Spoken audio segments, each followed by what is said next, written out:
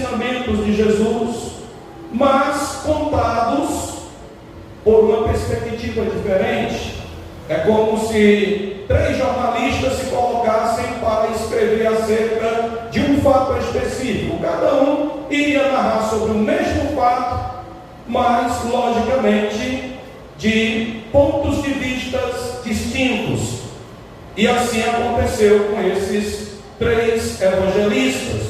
O que a gente pode dizer por certo é que, independente deles terem a mesma visão sobre Jesus, de contar os feitos de Jesus, os milagres de Jesus, eles são igualmente inspirados pelo Senhor. É isso que nós cremos, que nós temos a palavra de Deus inspirada e que esses evangelhos são um legado que a igreja primitiva nos deixou através daqueles que foram testemunhas oculares, ou ainda que consultaram essas testemunhas oculares para escrever as palavras que hoje nós temos acerca da vida e dos ensinamentos do Senhor Jesus Cristo. E lógico, como o próprio João diz no final do seu evangelho, no capítulo 21, que se tudo fosse escrito do que Jesus fez, não caberia no mundo inteiro os livros. É lógico que João aqui, ele comete aí uma hipérbole, né? Um exagero, certo? Mas é o que ele está dizendo é o seguinte: olha, a gente falou muito pouco do que Jesus fez, do que Jesus ensinou. Porque, só para você ter uma ideia, se os evangelistas fossem tão detalhistas como eles são acerca das demais passagens da vida de Jesus, como eles o fazem com a última semana de Jesus aqui na terra, a gente teria com certeza uma Bíblia para cada evangelho, e não menos que isso. A gente teria que carregar um livro só de João, um livro só de Mateus, um livro só de Marcos, um livro só de Lucas, e cada um com mais de 2.000 páginas. E olha que eu estou sendo aqui generoso, porque pode ser muito mais. Só para a gente ter uma ideia, em 7 dias, João escreveu do capítulo 13 até o capítulo 21. Ou seja, quase a metade do seu evangelho é para narrar a última semana de Jesus Cristo aqui na terra. Imagina se ele fosse tão detalhista com as outras semanas de Jesus. Porque uma coisa eu sei, é que tudo que Jesus fez e tudo que Jesus ensinou era Deus fazendo e ensinando, porque Ele era Deus, como João testifica aqui no verso 1 do seu evangelho. E se é assim, muita coisa do que Deus revelou em Cristo não foi inspirado pelo Espírito Santo para ser contado para nós. Mas o que foi inspirado, podem ter certeza, é o que é necessário nós sabermos. Amém? Louvado seja Deus. E o Evangelho de João, comparado aos demais, aos outros 3 evangelhos, ele é bem diferente. Nas páginas desse livro maravilhoso, nós vemos um lado de Jesus que os outros 3 evangelistas não abordam. E se a gente lembrar de quem era João, a gente vai recordar que ele fazia parte daquele grupo seleto mais próximo de Jesus, que testemunhou os maiores milagres e as maiores revelações do Senhor.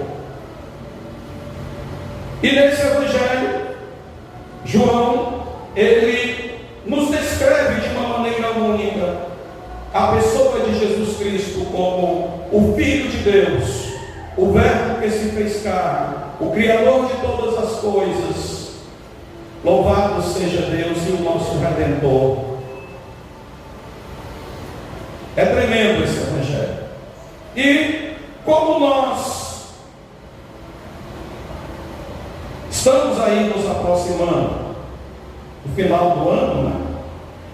João, cada capítulo do seu Evangelho, ele nos apresenta uma faceta do caráter divino de Jesus. E nós temos aí apenas 6 doutrinas a contar com esta, antes que o ano termine. Já estamos no final do ano.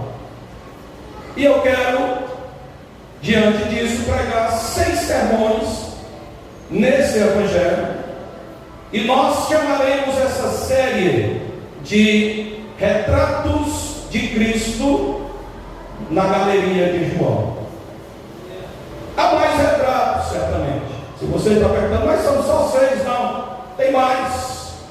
Mas eu pretendo trazer apenas esses 6 primeiros, porque é o tempo que a gente encerra o ano.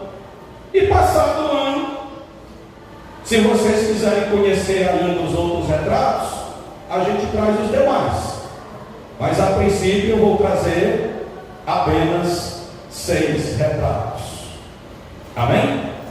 Louvado seja Deus.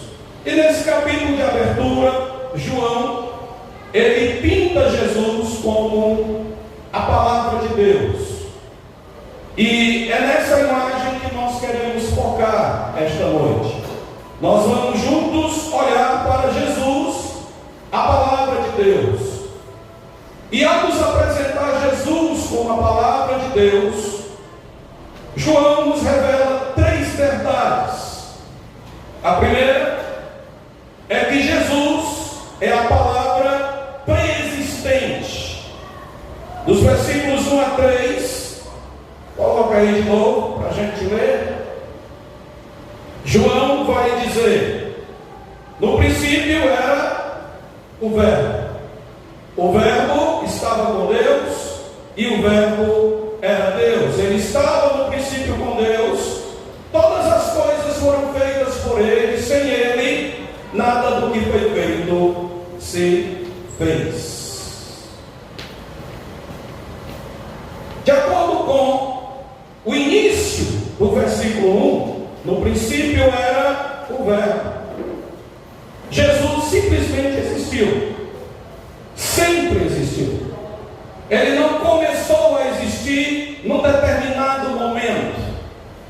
Ele não veio a existir por ocasião do seu nascimento, lá na cidade de Belém, região da Judéia. Mas ele tem estado aqui por todas as eras infinitas das eternidades passadas, e ainda existirá muito além, e além, e além, porque ele é o Verbo eterno. E o verbo utilizado aqui por João era, no verso 1, nessa primeira parte aí do verso 1, no princípio era. No original, esse verbo ele está no imperfeito do indicativo.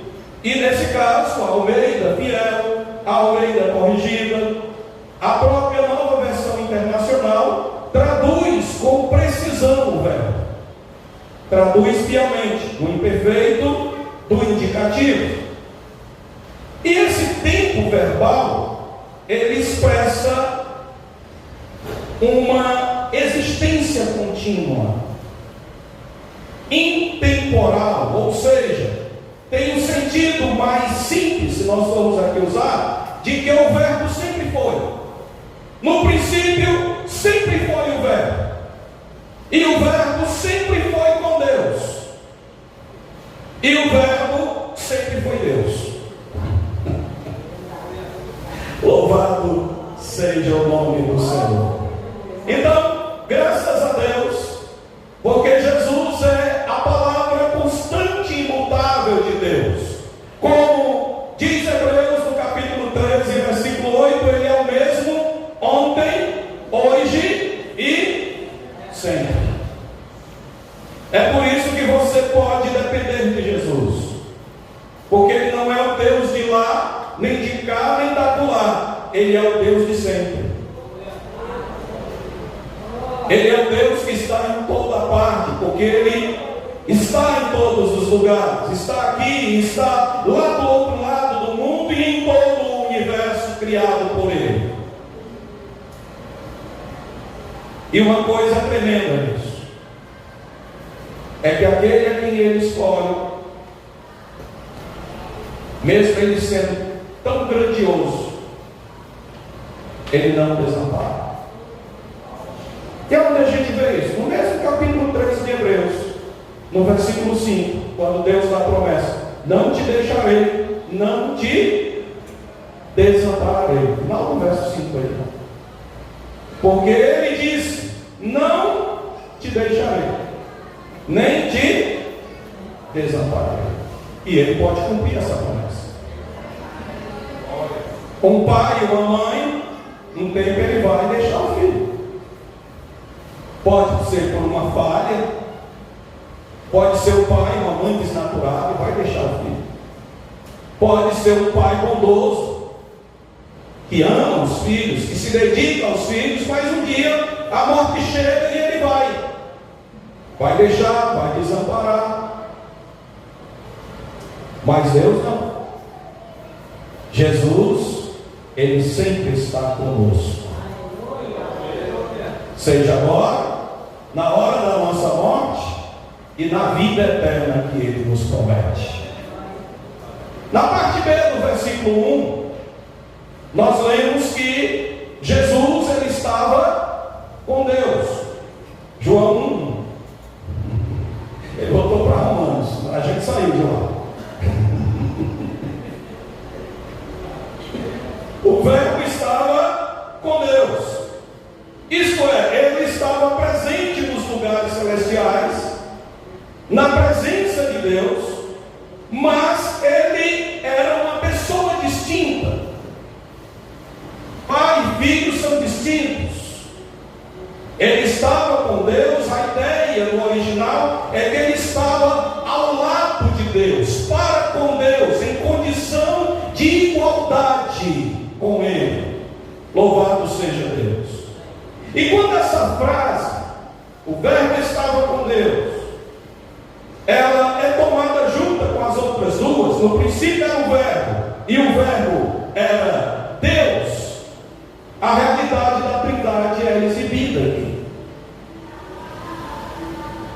Esse versículo nos ensina de uma forma inequívoca que Jesus, Ele é Deus, mas Ele também é um ser único. Ele é diferente no sentido de que Ele é uma pessoa distinta. O Pai e o Filho e o Espírito Santo são pessoas distintas. Por isso que Ele não diz que Ele estava colado a Deus ou em uma união com Ele, no sentido de ser um só, mas que Ele estava ao lado dele, em uma posição de igualdade. Louvado seja Deus. E o que eu quero dizer com isso, quando eu coloco Jesus ao lado de Deus, na verdade eu não, João está nos revelando assim, e é o Espírito Santo quem está conduzindo João a nos falar sobre Jesus desta maneira, de que Ele e Deus são iguais em majestade, em poder, em glória. Louvado seja Deus. O que João nos passa, portanto, é que Jesus ele não foi uma ideia tardia de Deus. Ele não foi algo evocado ou passou a existir quando as coisas saíram do controle. Jesus já estava lá quando Deus, por exemplo, se moveu para fazer o homem. Gênesis capítulo 1, 26, nós temos o verbo no plural: façamos o homem. Ora, quem pode criar ao lado de Deus, se não for igualmente Deus? Amém? Será que um anjo, Deus falou: vem cá, anjo, se junta aqui comigo, vamos fazer o homem à nossa imagem. O anjo teria poder para criar o homem do nada, como Deus fez, para soprar de vida em suas narinas e ele se tornar um ser vivente? Então, claramente, Deus aqui está falando com alguém que é igual a Ele, da mesma natureza que Ele. E aqui a gente pode ver claramente a ação trinitariana na criação do homem e da mulher. E Jesus estava lá no céu, quando o plano para redimir o mundo foi formulado.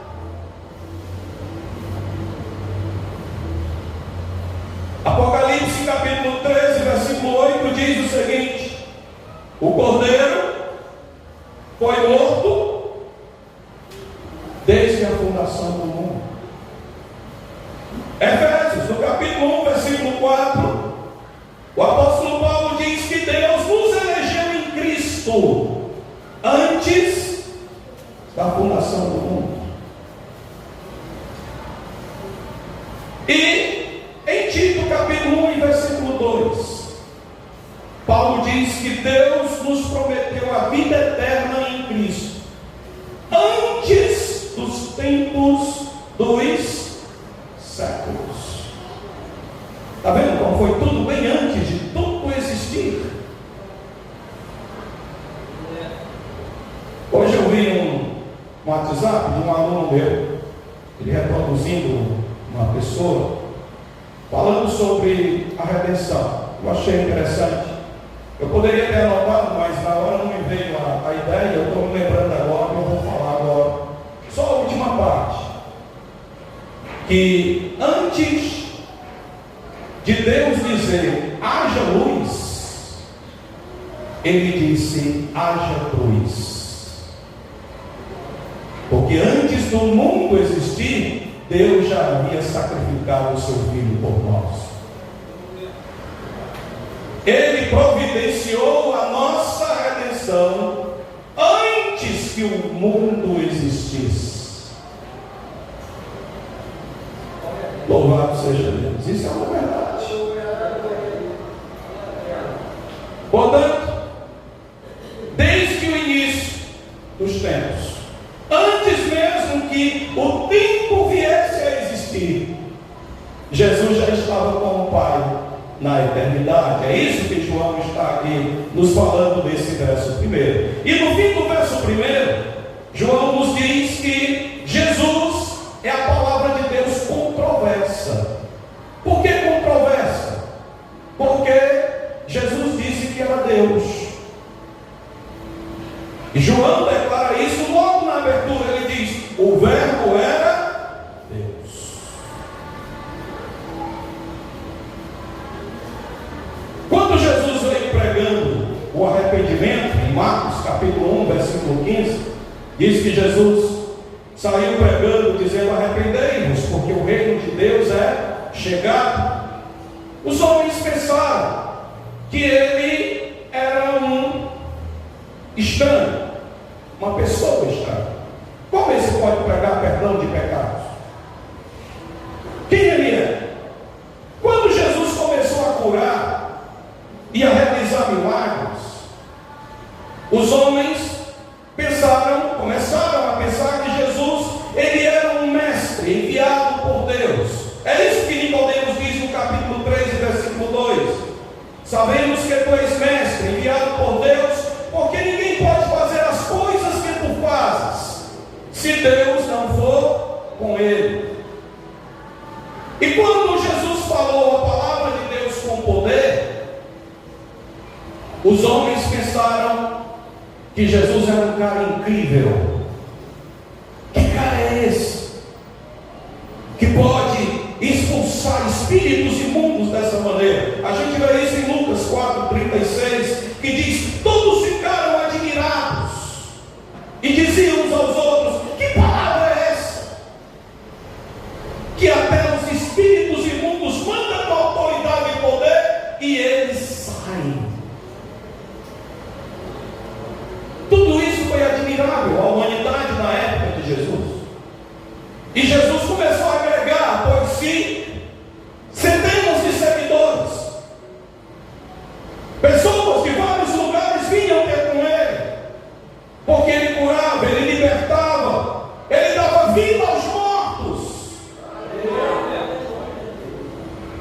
No entanto, quando Jesus alegou igualdade com Deus, os homens pensaram que ele era louco. Em João 19, versículo 7, diante de Pilatos, os judeus pedem a morte de Jesus, justamente porque ele havia se declarado filho de Deus, e aos olhos dos judeus isso era loucura e blasfêmia. Ele parou de ser uma bênção e se tornou uma controvérsia, quando ele disse: antes que Abraão existisse, eu sou. Os próprios discípulos não entendiam ele assim. Jesus disse: olha, eu já estou indo, mas não se preocupe, eu volto. Aí o Filipe olhou para Jesus: já que tu vai, pelo menos nos mostra o Pai. E aí Jesus disse para Filipe: Filipe, está aqui eu. Há quanto tempo eu estou contigo, com vocês, e tu me dizes: mostra meu Pai. Quem me vê o Pai. É isso que ele fala, João 14:9. Quem vê a mim, vê o Pai. E eu fico assim pensando que naquele dia, quando a gente estiver lá no céu, amém? Todos nós aqui, amém? Lá no céu? Glória a Deus. Quem vai estar no céu naquele dia? Glória a Deus. Irmão, acorda, desperta, levanta e alerta que Jesus já vem.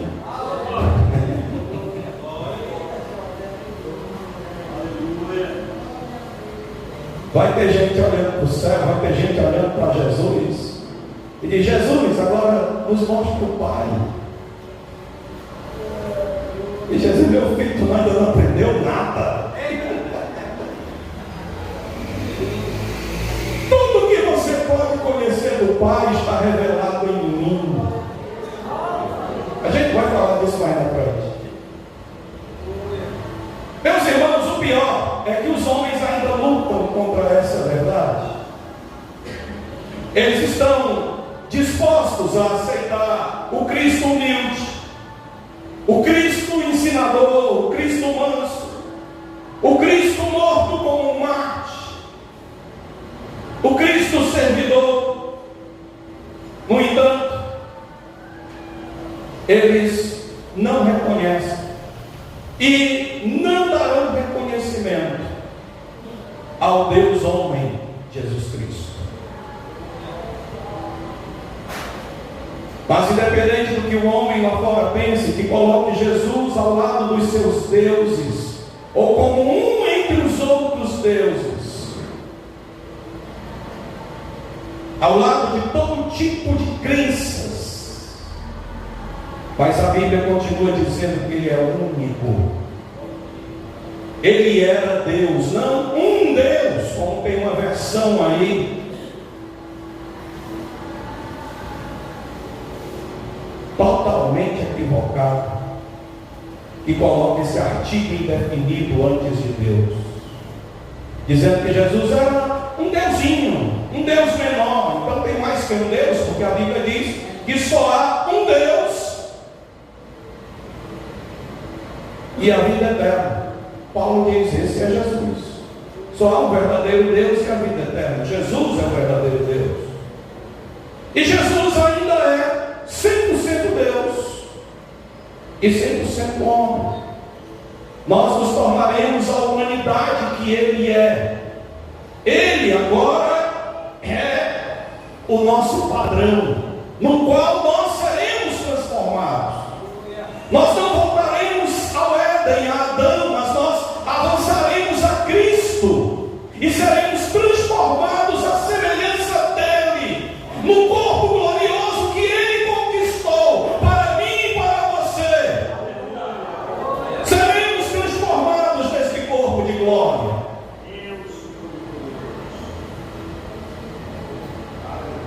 Jesus é Deus perfeito e é homem perfeito, o novo homem, que um dia todos nós nos tornaremos, tudo envolto em um. E isso é melhor resumido por Paulo em Filipenses 2, versículos 5 a 8, onde nesses versículos surpreendentes o apóstolo expõe de um modo claro, de um modo conciso, o fato de que Jesus existia muito antes de Belém, que ele voluntariamente se humilhou, se esvaziou e veio a este mundo na condição de servo. No verso 8, Paulo diz: ele existiu em forma humana. Forma aí, gente, é igual a condição. Significa que Jesus era igual a mim e a você.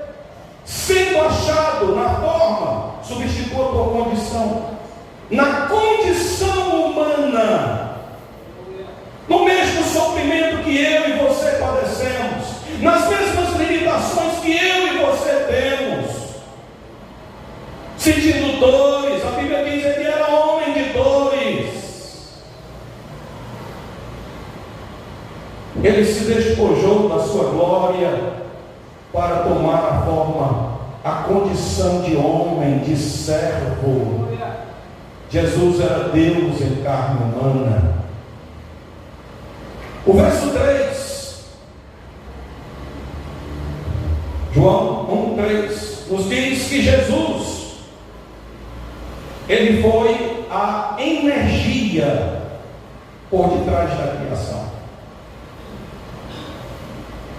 Todas as coisas foram feitas por ele, e sem ele nada do que foi feito se fez. Tudo que existe no universo, no mundo físico, no mundo espiritual, o Criador foi Jesus. Lá no Gênesis, Deus diz, ou seja, Deus fala. E quem é que fala? É a palavra. E a palavra é Jesus. Então quem é que diz haja luz?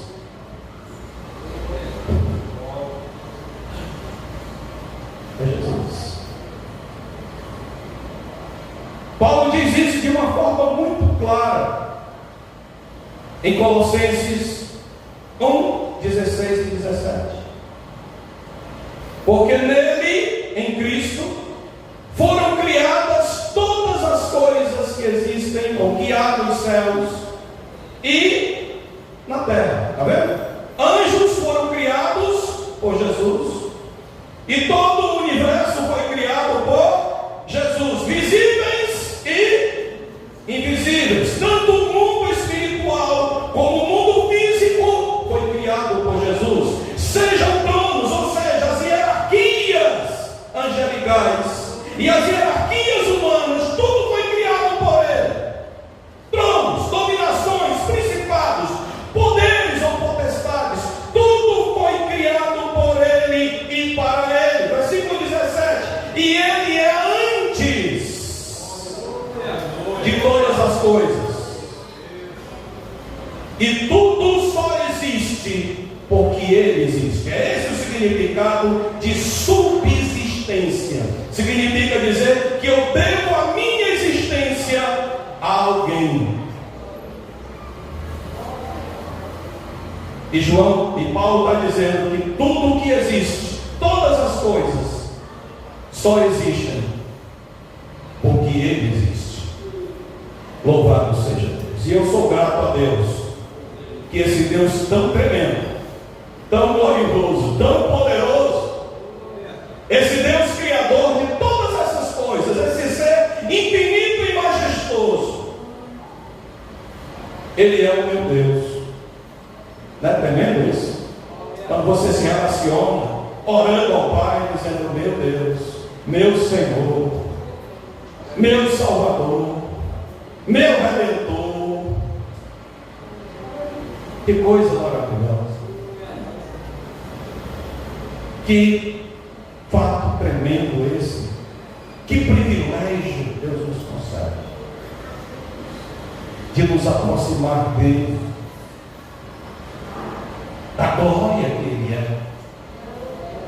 e de chamá-lo de meu Deus, meu Pai. Jesus disse: orem assim, Papai que está nos céus.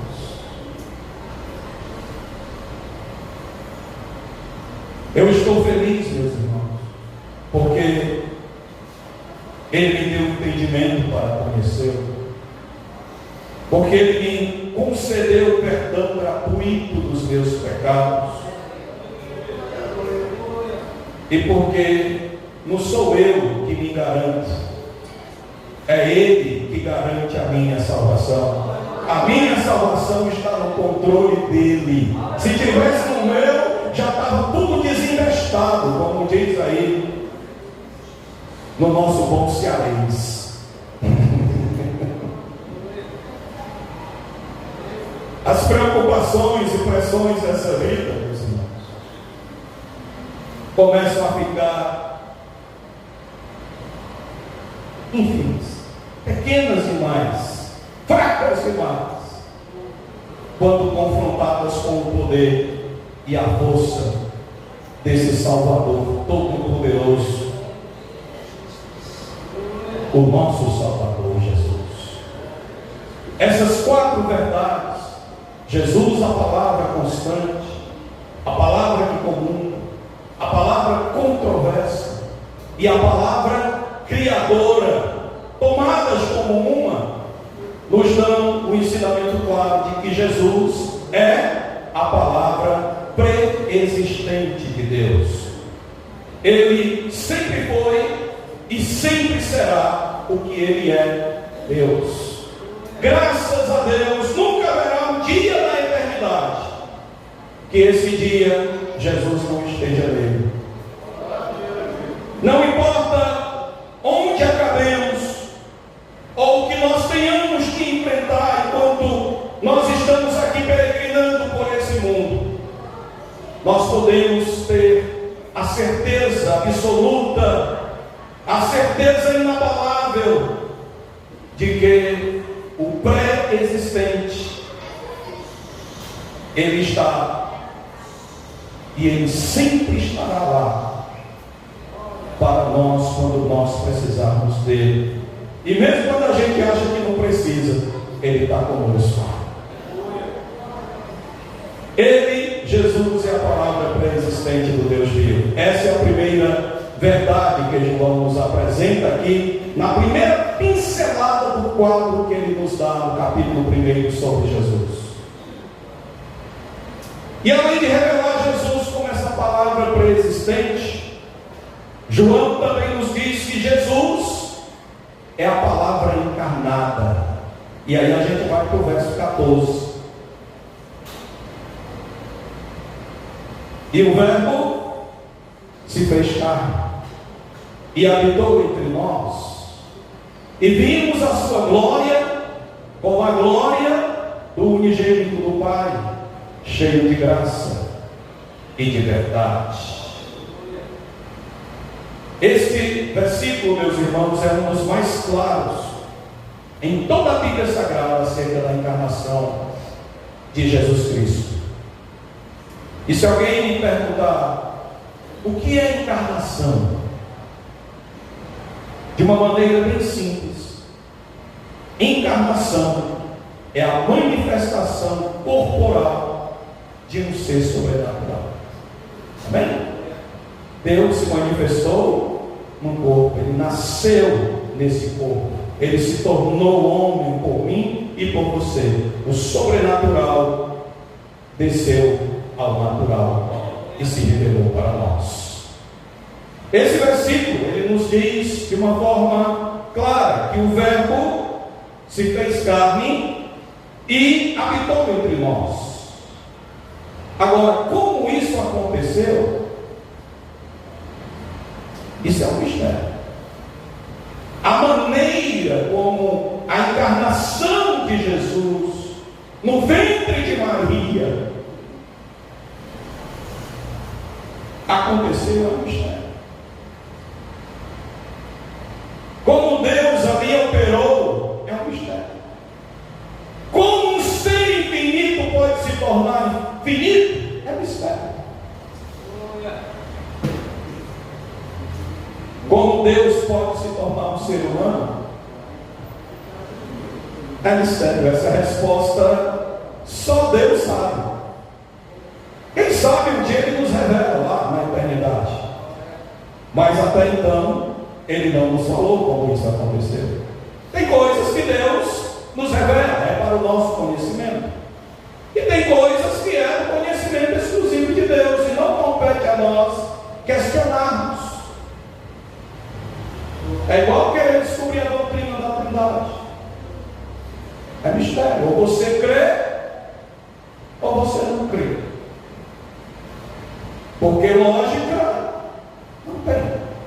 Mas a verdade é. Por quê? Porque a Bíblia fala disso. A gente pode esboçar algumas explicações sobre a Trindade. Como a gente pode esboçar algumas explicações sobre a encarnação de Jesus. Mas estará sempre muito aquém do que verdadeiramente é. Tudo que nós sabemos sobre a encarnação é que Deus, conforme está revelado na palavra, no Evangelho de Mateus, no Evangelho de Lucas, Deus escolheu uma virgem, chamada Maria, e a fez engravidar milagrosamente e conceber, dar à luz um filho. Eu sei que naquela noite, quando Jesus nasceu, o maior de todos os milagres aconteceu. E que milagre foi esse? Deus veio à terra. Não era uma criança correta.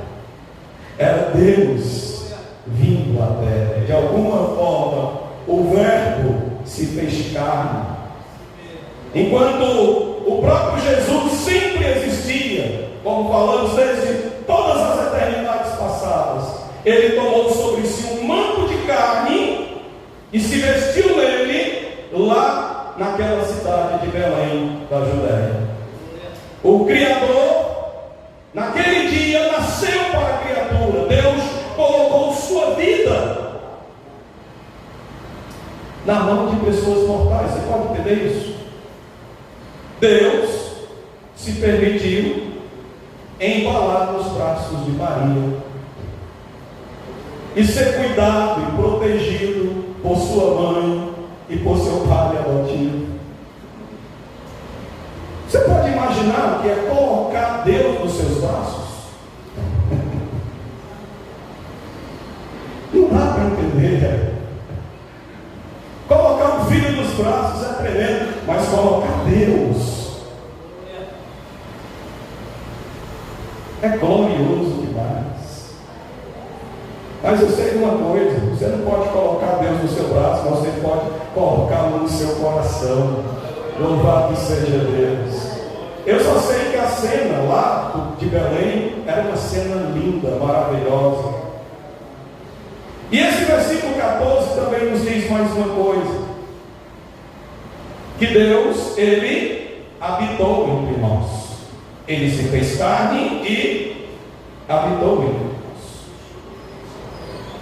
E essa palavra habitar, ela é rica em seu significado. E literalmente significa que Jesus, Ele pegou uma tenda e armou para morar aqui conosco, réis humanos mortais. Ele montou a sua tenda aqui e disse: eu vou morar com vocês, no meio de vocês. Porque habitar é fazer esse tabernáculo. E Ele viveu entre nós, trabalhou entre nós, orou entre nós, sofreu entre nós e morreu entre nós. Deus, Ele andou sobre a terra, literalmente, como um homem, eu e você. E Ele não foi reconhecido por muitos que o viram, que ouviram as suas palavras, que puderam até mesmo tocá-lo e sentir a virtude sair do seu corpo e serem curados. Que tragédia, meus irmãos, que os homens tenham entrado em contato com o Salvador, com Deus Criador de todas as coisas, e ainda assim não o tenham reconhecido e ainda o tenham rejeitado. Mas eu quero olhar um pouco mais para a expressão primeira aí, que diz que o Verbo se fez carne. Essa expressão, se fez carne, carrega consigo o significado de aparecer na história, pisar no palco. E foi isso que aconteceu.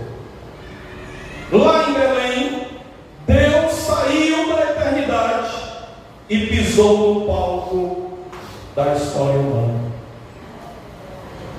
Ele veio como uma prova tangível da existência de Deus e da própria disposição de Deus de salvar a humanidade. Quando ele estava aqui na terra, e através do registro que foi deixado para você e para mim, nós podemos ver que Jesus veio a esse mundo com um propósito único, de revelar Deus ao homem. E ele fez isso através da sua carne. Foi assim que ele tornou Deus conhecido para o ser humano. João testemunha isso na sua primeira epístola, no capítulo 1, versículo 1, ele diz: o que era desde o princípio, eu estou lendo aqui na NVI, o que ouvimos, o que vimos com os nossos olhos e contemplamos, ou seja, a gente viu, e não somente viu, a gente também tocou nele. É 1 João 1. As nossas mãos apalparam, nós tocamos nele, ele era de verdade, ele não era uma ilusão, ele não era um fantasma, porque na época de João tinha se levantado alguns que diziam: não, Jesus de fato não veio de forma humana, ele não se tornou homem, ele apenas assumiu uma aparência humana, mas não era de verdade, era como um fantasma. E aí João está dizendo aqui: como poderia ser um fantasma se nossas mãos tocaram nele? Louvado seja Deus. E é desse que nós estamos falando, diz ele. O que nós vimos, o que nós ouvimos, as palavras, o que nós tocamos, abraçamos, aonde eu inclinei a minha cabeça no seu peito e senti o seu coração bater. É isso que eu estou proclamando para vocês a respeito da palavra da vida. Louvado seja Deus. Muitas vezes, meus irmãos, eu me pego invejando aquelas pessoas que fizeram isso, que viram Jesus frente a frente, assim como eu estou vendo a minha irmã Batista, que tocaram Jesus. Imagine saudar o Senhor Jesus dentro do costume judaico com o ósculo santo, beijar o rosto de Jesus.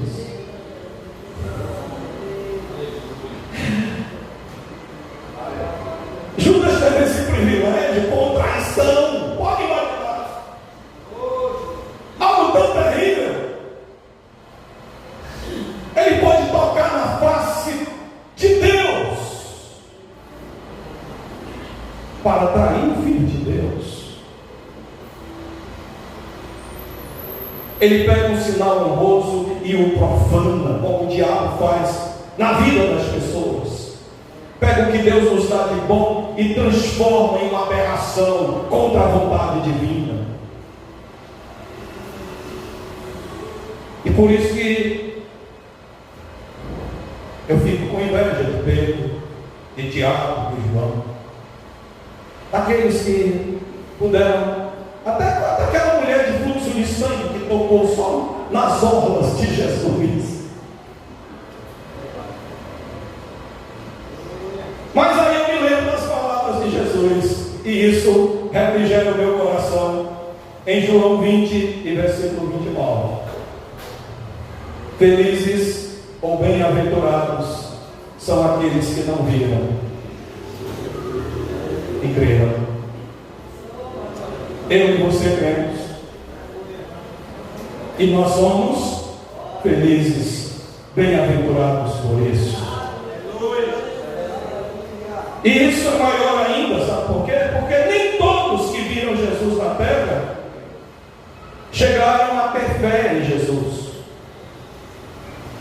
Mas nós, que não vimos a Jesus, nós temos crido nele, que ele é o Filho de Deus, que ele é o nosso Salvador, o nosso Redentor, a nossa vida. Você já parou para pensar o quanto você é privilegiado por isso?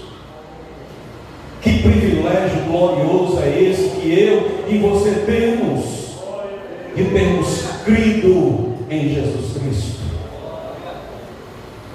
Na parte C do verso 14,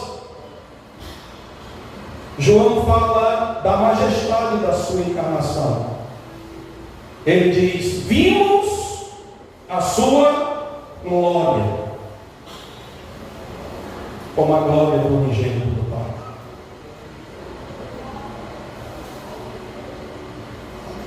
E João realmente viu a glória de Jesus.